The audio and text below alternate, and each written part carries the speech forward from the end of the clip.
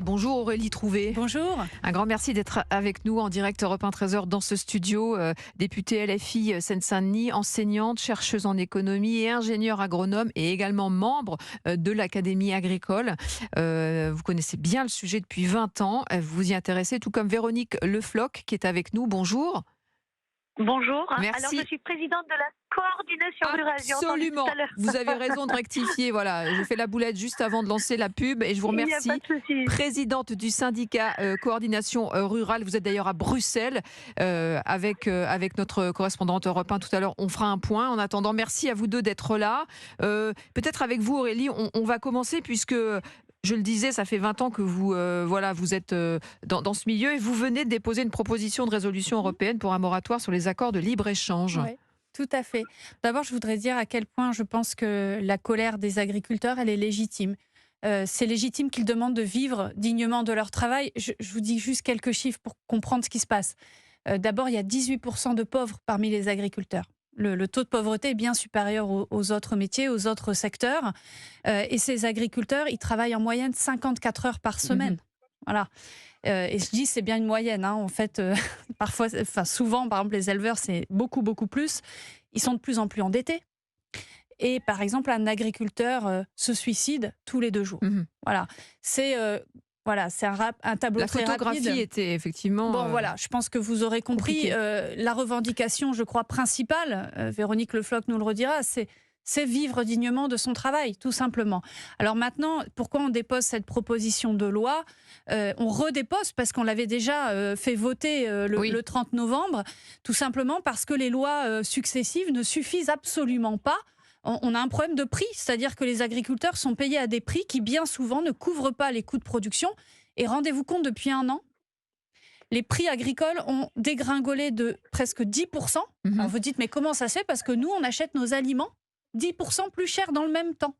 Et on va en reparler, mais c'est parce que les multinationales agroalimentaires, en fait, notamment, se font des marges de plus en plus importantes. Et les normes asphyxient ces agriculteurs. On va également en parler aussi. C'était d'ailleurs un des sujets de notre Europe 1 13h. Véronique Le Floch, présidente du syndicat coordination rurale. Vous aussi, j'imagine que vous entendez cette colère qui monte et vous êtes au soutien. Alors tout à fait. Alors juste, je m'excuse parce que d'ici 5 minutes, je devrais vous abandonner parce que je suis appelée à me rendre rejoindre la commission agriculture au niveau du Parlement. Donc oui, bien sûr, je les soutiens. Je suis en total raccord avec Aurélie Trouvé, avec qui j'aime beaucoup travailler puisque justement ce problème de retour de valeur ajoutée dans les exploitations agricoles, il est bien un problème qui vient de nos multinationales, de nos entreprises de l'agroalimentaire, de ces grandes coopératives qui ont pris le pouvoir sur nous et qui fait qu'aujourd'hui, elles préfèrent utiliser l'argent pour se développer à l'international plutôt que de le retourner aux agriculteurs. Véronique Le Floch, pardonnez-moi, qu'attendez-vous du gouvernement ? Puisqu'on l'a dit tout à l'heure, vous restez bien avec nous. Ils ont promis des réponses rapides aux agriculteurs, le Premier ministre et le gouvernement. Ah bah, tout à fait, mais rapide, ça veut dire demain. Enfin, à la sortie, une fois qu'il a rencontré les 3 syndicats agricoles, il avait suffisamment de solutions qui lui étaient proposées pour déjà, à cette heure-ci où on se parle, avoir fait des propositions. On est avec un manque de considération, une nouvelle fois. Il y a des mesures simples et des signes clairs pour le terrain qui auraient pu être annoncés, comme celui des trésoreries, payer toutes les indemnisations qui sont dues au titre des crises sanitaires, au titre des événements climatiques. Une année blanche, par exemple, pour reporter tous les prêts d'une année à chacun des agriculteurs qui le souhaiteraient, avec prise en charge des intérêts. Une annonce sur le GNR. Alors, ils y travaillent pour savoir comment la partie exonérée que l'on doit demander et qui n'est pas récupérée par un tiers des agriculteurs pourrait être mise en déduction. Mais tout ça, on l'annonce et on voit comment on fait après. Dernière question pour vous, Véronique, avant de vous laisser filer. L'urgence absolue, pour vous, la première mesure concrète qu'il faut prendre, c'est laquelle ? Alors Aurélie a parlé d'un moratoire. Moi, je dirais un moratoire sur les accords de libre-échange, oui, au niveau européen, pour justement arrêter toute cette concurrence déloyale qui nous emmène des produits ne respectant pas nos normes, et un moratoire sur les contrôles de toute nature pour laisser les agriculteurs souffler et avoir de la visibilité, pour leur laisser le temps à eux, parce qu'apparemment ils ne sont pas très rapides, d'établir leur nouvelle loi, celle qu'on attend déjà depuis longtemps, qui change de nom et qui changera peut-être encore de nom, parce que si on veut y inclure des aspects qui seront écologiques, ça ne sera plus la loi pour le renouvellement des générations, mais il lui faudra changer de nom encore. Vous pensez qu'on pourrait basculer sur les gilets verts après les gilets jaunes ? Ben écoutez, tout à l'heure, j'avais les pêcheurs qui sont venus Ce sont beaucoup les chefs d'entreprise qui aujourd'hui se sentent menacés. Une France qui, par l'administration, la réglementation, voire les surtranspositions, fait qu'on étouffe. Et ça, il faut qu'ils l'entendent. Et ce ras-le-bol, les taxis m'ont aussi appelé. Donc, c'est pas moi qui vais gérer ces débordements s'il y en avait. Merci beaucoup Véronique Le Floch, présidente du syndicat Coordination Rurale, avec nous dans Europe 1 13h. On est également avec Aurélie Trouvé, députée LFI de Seine-Saint-Denis. On est toujours avec Aurélie Trouvé, députée LFI de Seine-Saint-Denis, ingénieure agronome.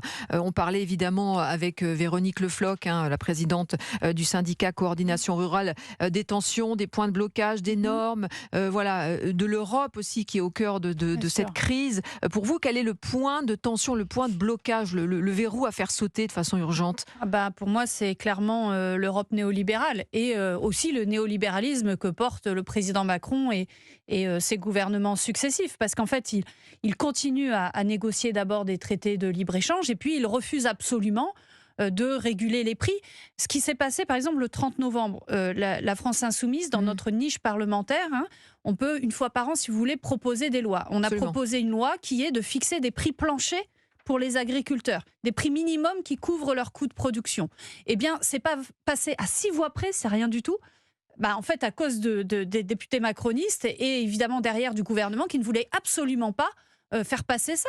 Ce que vous dites, c'est que le gouvernement ne s'est pas véritablement intéressé à la question des agriculteurs avant ce mouvement qui est parti d'Occitanie, on le rappelle. Déjà, je pense qu'ils n'ont pas vu du tout la colère monter. Mais le problème, c'est que en fait, ils refusent absolument de protéger les agriculteurs de la concurrence sauvage et du marché des importations à bas prix.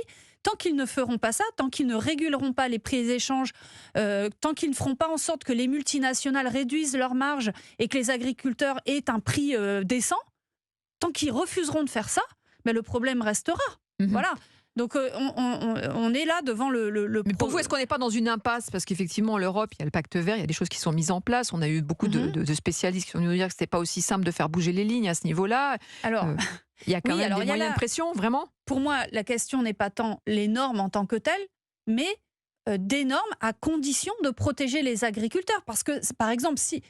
Moi, je dis par exemple, le glyphosate, effectivement, est potentiellement cancérigène. Donc moi, je suis pour interdire à terme l'utilisation du glyphosate. Mais à ce moment-là, il faut interdire toute importation de produits traités avec du glyphosate. Et pas seulement là-dessus. Aujourd'hui même, on utilise des pesticides en France, alors que dans d'autres pays, y compris européens, on l'interdit en France, alors que c'est autorisé ailleurs. Vous voyez ? Et c'est pas normal. Ça fait une concurrence déloyale. Donc, il faut que le gouvernement prenne ses responsabilités et protège les agriculteurs face à d'autres agricultures qui respectent beaucoup moins ces normes-là.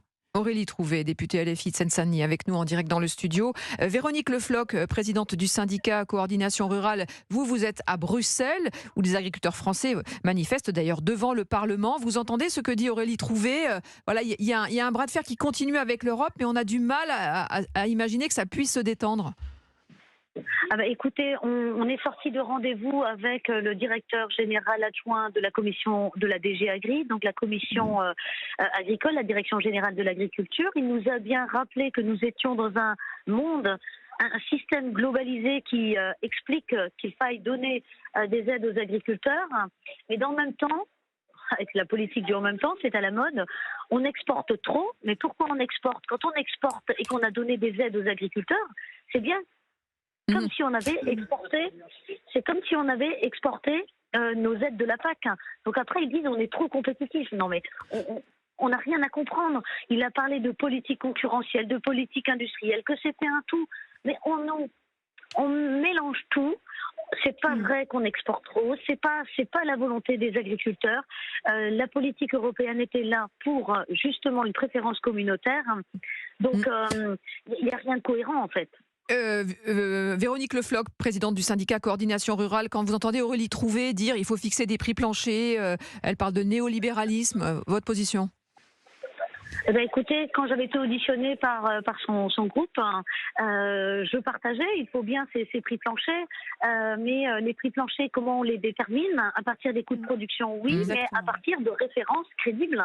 Et Exactement. à ces coûts de production, il faut aussi penser, comme n'importe quel chef d'entreprise, y ajouter une marge de sécurité.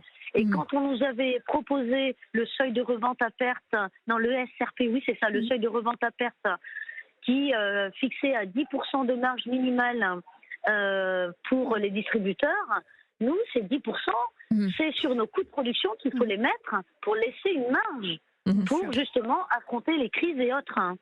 Merci beaucoup Véronique Le Floch, présidente du syndicat de coordination rurale du côté de Bruxelles. Vous êtes attendue dans quelques instants. Aurélie Trouvé, finalement, vous êtes en phase avec Coordination Rurale, avec le syndicat Coordination Rurale sur ce sujet. Sur la question de la rémunération digne du travail, oui, complètement, et sur le fait qu'il faille aujourd'hui protéger les agriculteurs de la concurrence sauvage. Après, on a un débat sur la question des normes, c'est-à-dire que, mais c'est normal, c'est eux, évidemment, ont un discours qui vise aussi à défendre les agriculteurs. Ce que nous disons, c'est qu'on n'a pas le choix aujourd'hui que d'avoir une politique, une bifurcation écologique de l'agriculture, mais là où le gouvernement est en faute, et je crois que c'est là qu'on est en accord avec les syndicats agricoles, là où le gouvernement est en faute, c'est qu'en même temps, il demande une bifurcation écologique aux agriculteurs, mais il n'en donne pas les aides, les moyens. Il ne les protège pas, et en plus, il ne donne pas les aides. Vous savez que pour le budget de 2024, dans l'hémicycle, on a voté à la majorité des députés de rajouter 600 millions d'aides aux agriculteurs, c'était il y a un mois, pour le bio qui est en crise et pour les mesures agro-environnementales parce qu'il n'y a pas assez d'argent. Et bien vous savez quoi, la Macronie a fait un 49-3, donc c'est assis sur le vote de la majorité des députés de rajouter 600 millions d'euros. Et un mois après, on a la crise des agriculteurs, les mobilisations. Il ne faut pas chercher midi à 14h, quoi. Oui. Voilà. Effectivement, c'est un point effectivement important de rappeler effectivement ce déblocage de cette enveloppe. On va filer du côté de Bruxelles, retrouver la correspondante Europe 1 justement, Laura Van Lerberg. Alors, on en a parlé ces jours-ci, les autres grands pays agricoles européens sont eux aussi confrontés à des mouvements similaires. La Commission européenne rassemble demain les organisations agricoles et la coordination rurale justement a appelé les agriculteurs français à manifester. Laura Van Lerberg, pardonnez-moi. Il y a des agriculteurs donc en colère devant le Parlement européen actuellement. Oui, exactement. Ils veulent se faire entendre auprès des députés européens. Munis de leur drapeau, ils sont près de 150 agriculteurs à dénoncer les lois européennes.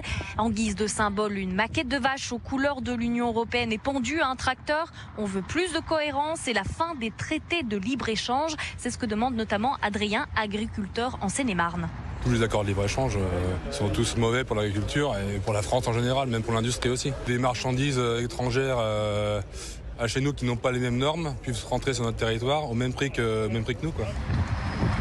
Alain lui parle d'une concurrence rude et d'une pratique de l'agriculture de plus en plus difficile avec des normes écologiques exigeantes. Aujourd'hui, 50% des poulets sont importés, dont 20% d'Ukraine. Demain, je crois que ça va être le sucre aussi. On parle aussi d'importer de plus en plus de sucre. Et puis, on se dit un jour, nous, on va être là pour faire quoi? Pour entretenir l'environnement. Les agriculteurs rencontreront tout au long de cet après-midi des eurodéputés en espérant être entendus à quelques mois des élections. Merci Laura Van Lerberg à Bruxelles en direct devant le Parlement européen avec les agriculteurs français.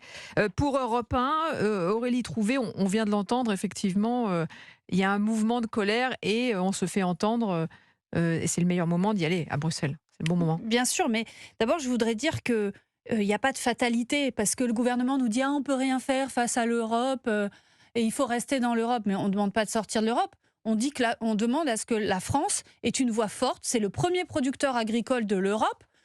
je ne vois pas pourquoi on devrait tout accepter de cette Europe néolibérale. Donc c'est pour ça que nous, on demande à ce qu'il y ait un vote de l'Assemblée nationale pour que la France dise stop, on arrête de négocier déjà les traités de libre-échange et on part sur de nouvelles bases, que c'est plus possible.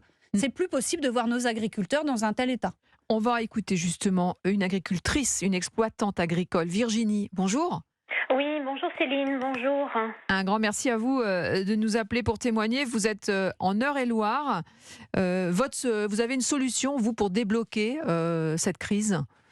J'ai une solution, oui, non. J'ai juste l'envie de dire, donc tout d'abord, j'ai 45 ans, 44 ans, je suis agricultrice, on fait des moutons et on fait de la grande culture pour nourrir toutes ces petites bêtes. Et donc, il y a un paradoxe, le français est complètement paradoxal. En fait, c'est lui qui peut tout faire basculer. Ça sert à rien de demander, ça sert à rien. Dans un second temps, c'est nécessaire, mais son premier acte, c'est lui qui choisit. En fait, s'il veut que ça se passe bien, il achète français. Ça peut être comparé à un vote. On choisit ce que l'on veut pour l'avenir. Si on arrête d'acheter n'importe quoi, eh bien, on va ne plus avoir ces produits dans la grande surface puisque ça ne partira plus. Par exemple, il n'y a plus de bio dans les grandes surfaces. Pourquoi ? Eh bien, parce que ça ne partait plus. Donc, du coup, de fil en aiguille, le rayon s'appauvrit et ainsi de suite. Tout peut être comme ça. On arrête de vouloir acheter une tomate au mois de décembre. On arrête ceci, on arrête cela. Voilà, déjà, ça, c'est la base. Ensuite, arrêtez d'être paradoxal. Le monde agricole, ce n'est pas qu'une vitrine, c'est joli, c'est beau, ça fait bien quoi. On va à un petit salon, un petit machin, un petit bidule, le bien-être animal au salon de l'agriculture. Vous croyez que les bêtes elles sont bien dans le stress et la chaleur ? Nous, on en emmène depuis 30 ans. Eh bien, je peux vous dire que les bêtes, faut pas leur demander à deux fois de remonter dans le camion le dimanche soir. Elles savent, elles sont heureuses le lendemain. Moi, je peux vous le dire. Donc, je vous écoute. Allez-y. Oui, pour tout ce qui est saisonnalité et ainsi de suite, bien la respecter parce qu'en fait, si on est soucieux de cette cause animale, eh bien, on ne gâche pas la viande, bien sûr, on ne jette pas un reste, on le consomme. Si on est soucieux à propos de l'eau, de nos ressources en eau, eh bien, les légumes qui en ont nécessité, eh bien, on consomme tout, bien sûr. On ne va pas jeter le truc un peu fripé et ainsi de suite. On nous demande ensuite des respects du bruit et ainsi de suite. Mais cette personne qui va regretter la moissonneuse-batteuse à minuit, est-ce qu'elle ne va pas sortir sa tondeuse à un horaire qui n'est pas très très conforme, un peu trop de poussière à la saison, blablabla, et son barbecue, est-ce qu'il incommode pas son voisin? Et le traitement dans le champ, est-ce qu'il croit que quand il traite ses plantes vertes dans sa maison ou qu'il met de l'insecticide sur son animal ou pour tuer les moustiques, il croit que c'est quoi? C'est exactement la même matière active. Donc il faut faire très attention. Le français, il veut toujours que ce soit l'autre qui, c'est au voisin de chercher une solution. C'est toi qui vas faire bien pour que tout se passe mieux. Voilà, l'État. Non, c'est à lui de faire. Donc, ce que vous nous dites, Virginie, merci beaucoup. Vraiment, votre témoignage est très éclairant et très intéressant. C'est des choses concrètes, c'est du bon sens près de chez vous, véritablement. Aurélie Trouvé, vous l'entendez, cette agricultrice qui nous dit, en gros, il faut demander aux Français de consommer français. Et la demande, du coup, après, il y a effectivement les industriels, de l'agroalimentaire, il y a tout un deuxième palier. Mais quand même, déjà, elle dit, au lieu de dire c'est la faute d'un tel ou d'un tel, déjà, nous, Français, faisons le job, quoi. Oui, c'est vrai. Alors, on a quand même un gros problème aujourd'hui, c'est qu'on a une inflation des prix. On a une forte hausse des prix alimentaires de plus de 20% en 2 ans. Et malheureusement, en fait, il y a beaucoup de Français qui n'ont plus les moyens, qui achètent de moins en moins bio, qualité locale. C'est pas que le bio, c'est aussi des labels qui sont de qualité. Par exemple, les appellations d'origine protégée. Je suis allée voir, par exemple... Aurélie Trouvé, députée LFI de Seine-Saint-Denis, c'est que manger français, ça coûte cher. Alors, je dis pas que ça coûte plus cher, mais alors, le bio aussi, évidemment. Si, quand même, quand il y a un label de qualité avec des façons de produire plus exigeantes, bien sûr, ça coûte un peu plus cher. Donc, je dis que le consommateur, il se détourne un peu.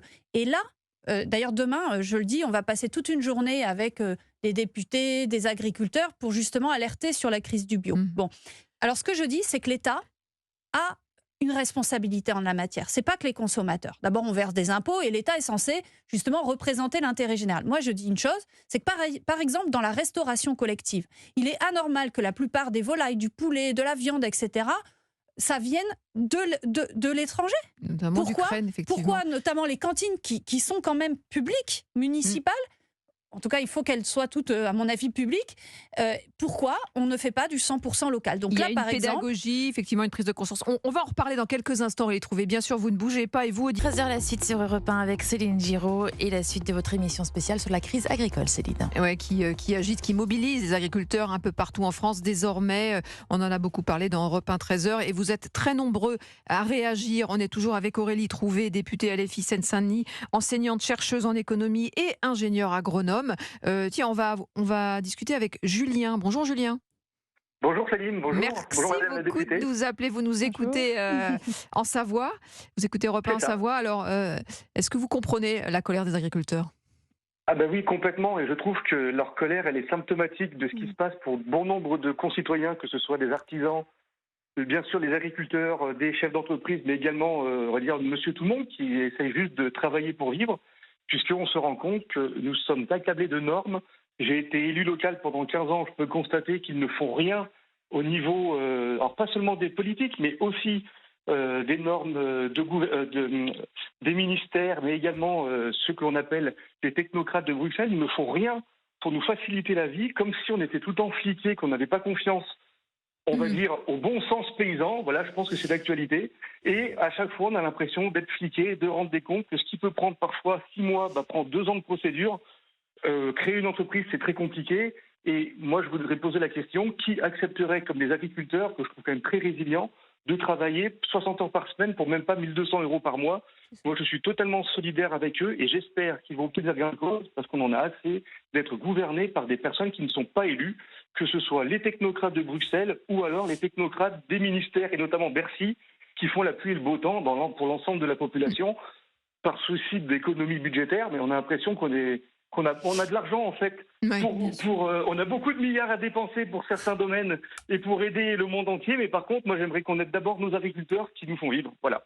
Merci beaucoup Julien, c'est clair, c'est percutant, c'est simple. Julien qui nous écoute en Savoie, Aurélie Trouvé, voilà, la question du revenu justement, c'est aussi l'une des préoccupations principales de nos agriculteurs français aujourd'hui. Ouais, alors je voudrais réagir sur ce qui vient d'être dit, parce que l'auditeur dit on a beaucoup d'argent. Il faut quand même s'imaginer que, par exemple, on verse, c'est presque la moitié du budget de l'État, 200 milliards d'euros par an d'aide aux entreprises, très souvent les très grandes entreprises, sans quasiment de conditions environnementales et sociales. Et à côté de ça, vous avez vu, on a refusé 600 millions d'euros supplémentaires aux petits agriculteurs pour les aider pour faire du bio et pour leurs pratiques environnementales. Vous voyez, en fait, il y a de l'argent, c'est des choix politiques. Voilà. De la même façon, on pourrait verser de l'argent, je le disais tout à l'heure, pour que les cantines, pour que les collectivités locales achètent vraiment du 100% local. Par exemple, le poulet, il est acheté 80% du poulet dans les cantines, c'est du poulet étranger. Voilà, avec effectivement beaucoup de poulets ukrainiens en ce moment et depuis 2 ans, depuis le début de la guerre, ils n'ont pas de taxe de droit à l'importation. Exactement, alors ça fait le lien effectivement avec l'Ukraine, on l'a entendu tout à l'heure dans le reportage à Bruxelles. En fait, ce qui se passe, c'est que depuis 2 ans, on a libéralisé, ouvert totalement les frontières commerciales avec l'Ukraine en forme de solidarité. Alors évidemment, je ne suis pas contre la solidarité, évidemment, avec l'Ukraine, mais ce n'est pas la solution. Ça ne peut pas se faire sur le dos de l'agriculture familiale. Au détriment de nos agriculteurs. Une dernière question, par exemple, on a 3 fois plus d'importations de poulet depuis 2 ans d'Ukraine. Voilà. C'est important de le rappeler. Une dernière question, Aurélie Trouvé, députée LFI de Seine-Saint-Denis, nouveau Premier ministre Gabriel Attal, qui donc essuie sa première crise politique. Il prend le sujet, il avoue lui-même ne pas être très au sujet du problème agricole. Vous y croyez? Vous pensez qu'il peut résoudre, en tout cas essayer de prendre le sujet? Il a l'air d'aller vite. Il a été très vite quand il était au ministère de l'Éducation nationale pour prendre des mesures. Il peut réagir? Moi, je pense que ce Premier ministre, c'est quasiment uniquement de la communication. Voilà. En tout cas, Gabriel Attal, en fait, il est au gouvernement depuis des années. C'était notamment le ministre du budget, donc le ministre de l'austérité budgétaire. C'est lui notamment aussi qui a été responsable de la suppression, par exemple, de milliers de postes d'enseignants parce qu'il n'y a pas assez d'argent. Donc pour l'instant, j'ai en tout cas une confiance très moyennement limitée. Donc je dis vraiment, en fait, ça sera la mobilisation des agriculteurs et des Français qui fera que oui ou non, il y aura des avancées. Voilà. Eh bien, merci en tout cas pour ces précisions, ce décryptage. Aurélie Trouvé, députée LFI de Seine-Saint-Denis.